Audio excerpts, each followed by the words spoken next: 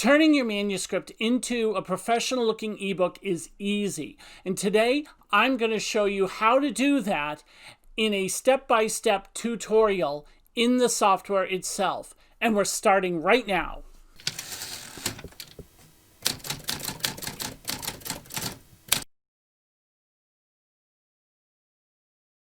Hey, I'm Brad Uni, author of the urban fantasy novel Bad Luck. If you want more videos on everything writing and self-publishing, including step-by-step how-to videos, then hit that subscribe button and don't forget to ring the bell so that you get all the notifications and you don't miss anything. There are lots of ways to create an ebook. Some of them can be difficult and others can take away your creative control from it.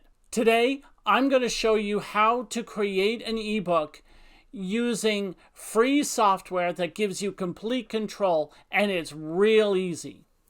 So without further ado, let's jump onto the computer and get started. So here we are in Microsoft Word, and I have one of my novels loaded up and ready to convert. But before we get into the conversion software, I want to talk a little bit about the document. Ebooks do not receive any of the formatting information that you get in a Word document. So margins, line spacing, all of that is not there. The only thing that ends up in the ebook, aside from the text of the book, is a little bit of font information. It doesn't embed the font itself, but it tells the ebook a little bit of information about your font choices. For instance, that it's a serif font and things like that. This is to help your e-reader that has its own fonts installed decide which font to use by default when it displays your text. So your font choices are important here in this document because you want a font that will not confuse the e-reader when it goes to try to make its best match.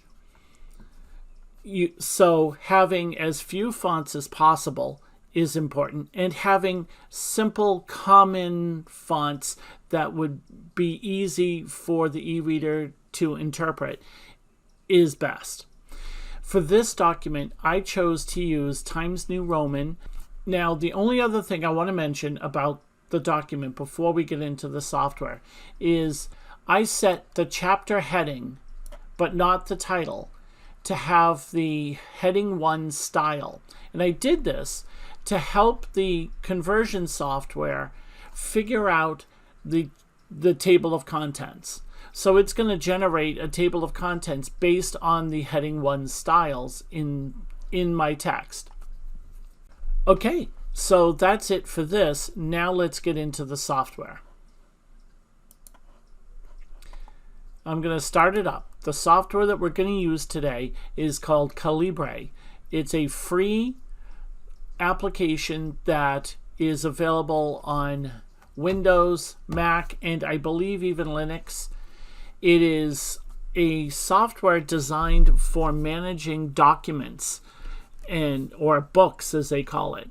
And they allow you to manage it between devices and computers and such. If I were to plug in my Kobo e-reader into my computer, an icon would suddenly appear, or a button would suddenly appear here in Calibre that would let me connect to it and copy files to and from it, or at least the books. So this is a great application for doing all kinds of management of books, whether it's in Word documents, ebooks, whatever.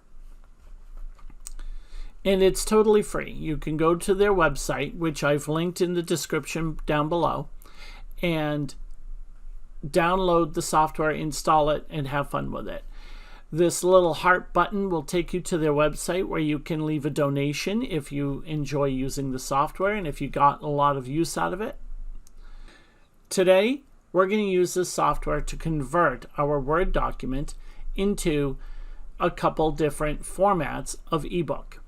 To begin with, we're going to need to add the Word document to Calibre.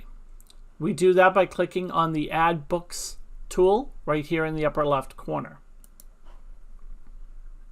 This brings up a standard file browse window, and my document is right on the desktop. The book is called The Wand and the Scepter, and that's how I named the Word document. So I'm going to double click that, and it brings it in. You'll notice that it tries to display some metadata, but because it's a Word document, it doesn't really have any. Over here on the right-hand side, it shows a default cover image, and it tells me that it is only available at the moment in DocX. This path with a click to open shows us where it's storing the book. Whenever you add books to your Calibre library, it actually copies the document to a directory for you for your library. And if we click on this click to open, it brings up a folder window. In Windows, that would be the Explorer, and it shows that in Windows it puts it under Users, your user account, then it creates Calibre Library, then it creates a directory for the author, which currently is unknown, and then a folder for the book. And then it puts a copy of the book we just added to it. So that's how to go and find your ebooks once you've created them. Before we convert our book, we need to add metadata. So we're going to click on the tool Edit Metadata. Comes up with this big window. It figured out the title of the book based on the file name of my Word document. You may have to edit this if your Word document doesn't have the complete title of the book. It has a sortable version of the title. And now we can go and enter in our author, and that would be me. And then a sortable version of the author, last name first, first name last.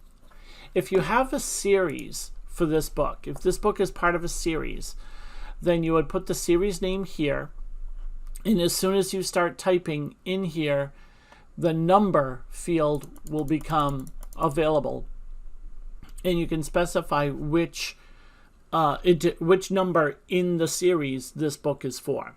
Is this the first book, second book, and so on. Next, we're going to do the cover image. If you're self-publishing your book, you probably have a cover image for this. In the lower right corner of this sample, you'll see it tells you what the recommended resolution of the image should be. 600 by 800 is the recommendation for ebooks. All ebook or all e-readers can handle 600 by 800 really well. That is the recommendation. So now I'm going to go and click Browse right here under Change Cover. And here is the folder for my project. I have a lot of different sizes of the cover of my book. I'm going to the ebook one. If we hover over it, it says it's 600 by 800, which is what we want. And there it is. Here's where you enter in your tags. When you upload your book to a print-on-demand service or draft to digital, or however you want to get your book available in stores, you have to specify a series of keywords. These keywords are words and phrases that the online retailer is going to use to match up your book to the search text that customers use when they're searching for books. So this is very important. I'll be getting into the details of how to create good tags or keywords in a future video. So we're going to just create a very simple one. And I'm just going to type a few words. This is not going to be a good one, but we'll just type one in to show you how to use the software.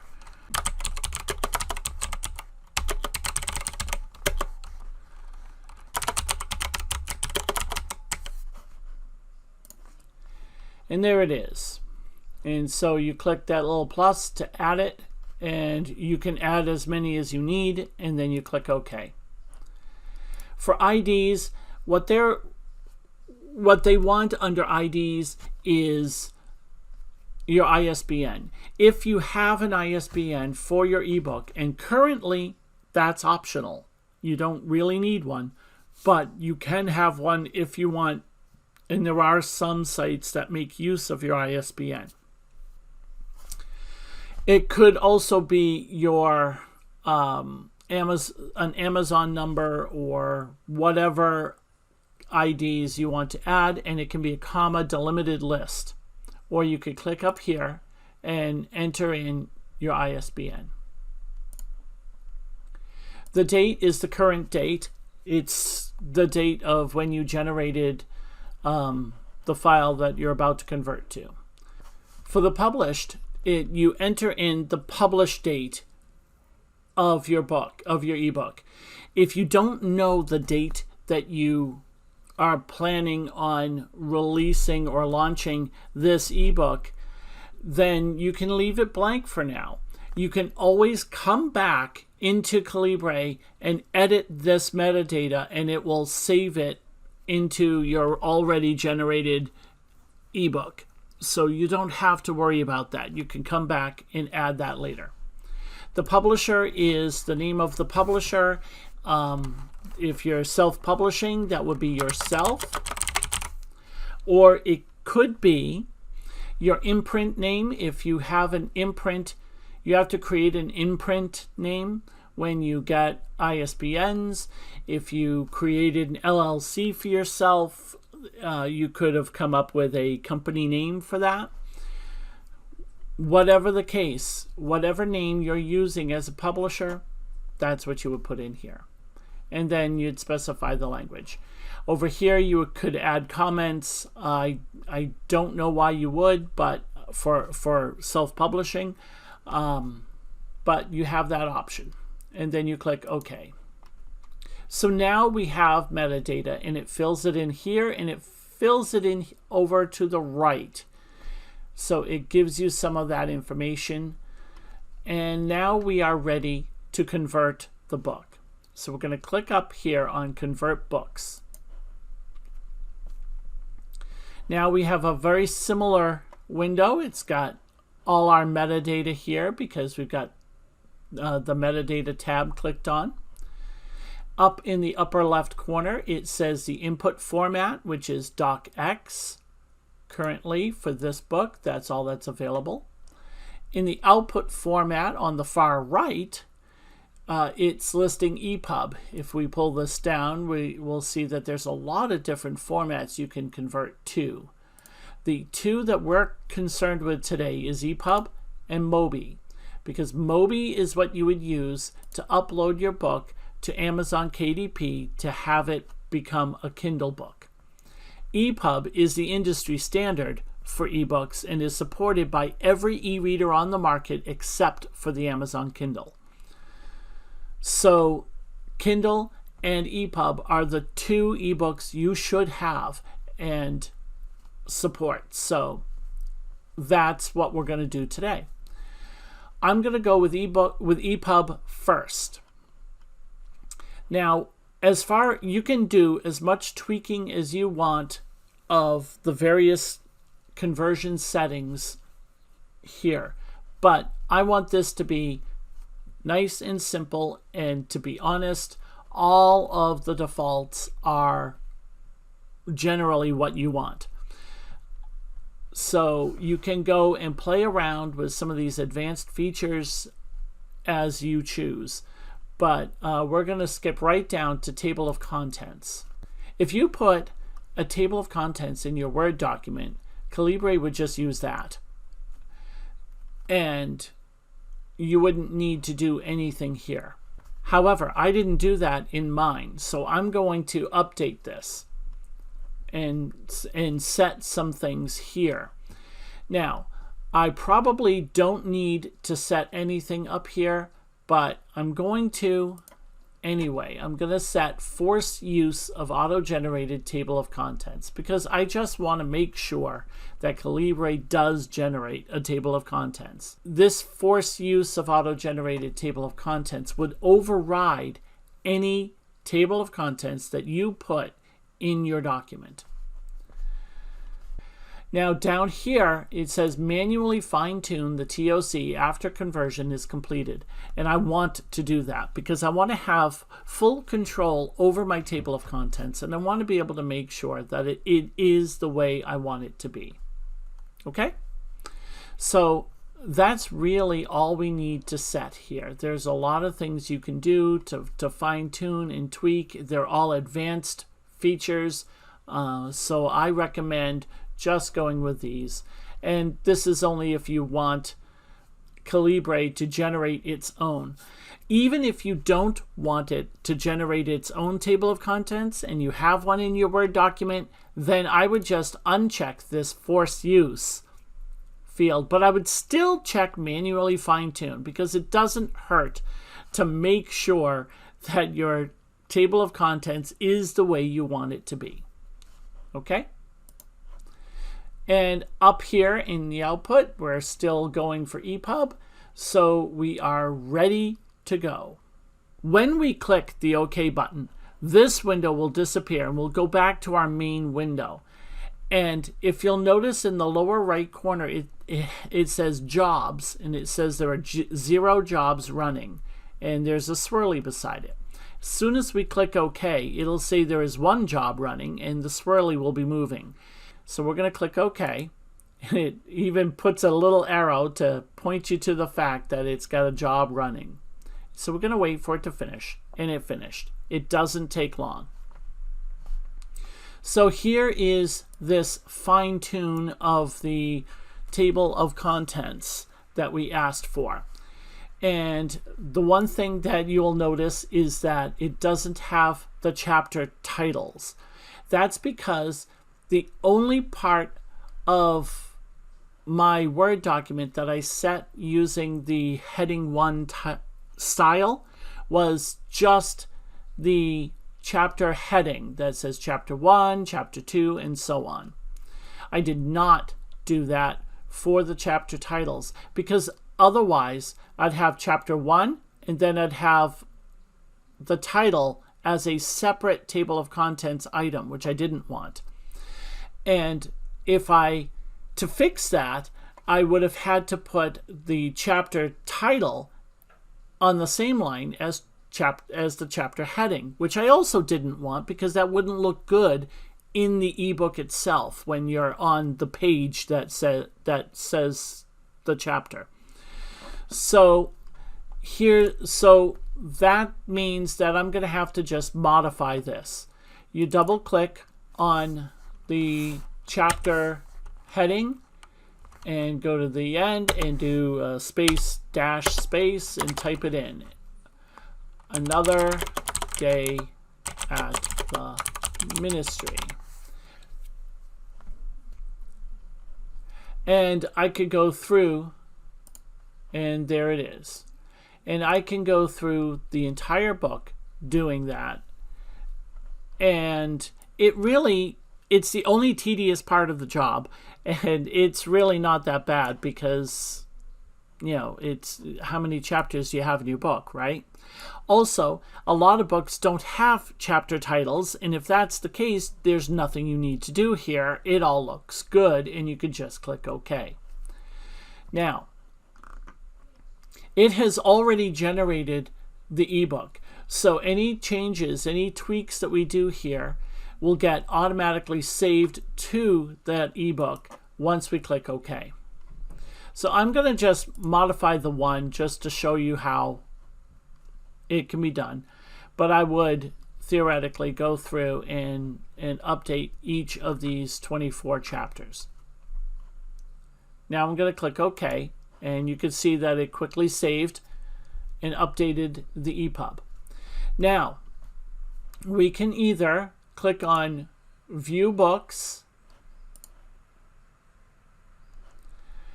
or we could go over to the right side. If you'll notice, the Formats list shows a new format, which is EPUB, and we can just click on it, and up it comes as an ebook. And if you can see, we have our table of contents. And so it all works. So you can, if you right click on here, you could go to the table of contents. This ebook viewer comes with Calibre. It's Calibre's ebook viewer, and it handles the various ebook formats. So you can close it, all that. So I would highly recommend testing out your ebook in as many e-readers as you can, because there can be subtle things about your ebook that some readers might have a difficulty with, and you want to know about that so that you can fix that sooner rather than later. So if you have friends that have e-readers that you don't have, you can ask them to go and try it out, rather than having to go and buy a whole bunch of e-readers.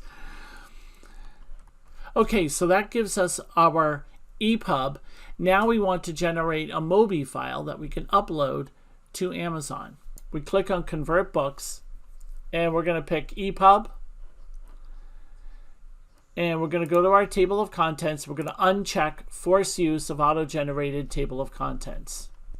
So we're going to convert from EPUB rather than the docx, because the EPUB file has a table of contents already generated that we like, where the docx does not. And so we don't want the conversion to mobi to automatically regenerate the table of contents. So now over in the output format, we're going to pick mobi. Now here's a weird thing. If you take a look over here, it rechecked force auto use of auto-generated table of contents. I don't know why it does that, but it does that. So you want to go and just double check before you click OK that this is turned off. So we have our input format, we have our output format, we have this set up the way we want it. You'll notice that when we clicked on mobi, the manually check the table of contents has gone. That's because the mobi file format does not support updating the table of contents after you have created the file. So that's just a limitation in the mobi file format. EPUB doesn't have that limitation. So that's why we created our EPUB first. So now we just double check. We got our table of contents the way we want it. We have we're going from EPUB to mobi. So now let's do it. We click OK. It's got one job running. We wait until it finishes. We could be adding another book. We could be starting another compile while we're waiting for this to finish. But it's done. So we're going to click on mobi. And up it comes. And as you can see, it kept our table of contents. And it all works. It's a nice little mobi file. It tells you what format it's displaying. So there you go. So, of course, like with the EPUB, I would recommend testing out your mobi file with more than one reader if you can. If you enjoyed this video and got something out of it, hit that like button because it helps me out a lot. And if you want more how-to videos on everything writing and self-publishing, then hit that subscribe button and don't forget to ring that bell to get all of your notifications. Thank you, and I'll see you next time.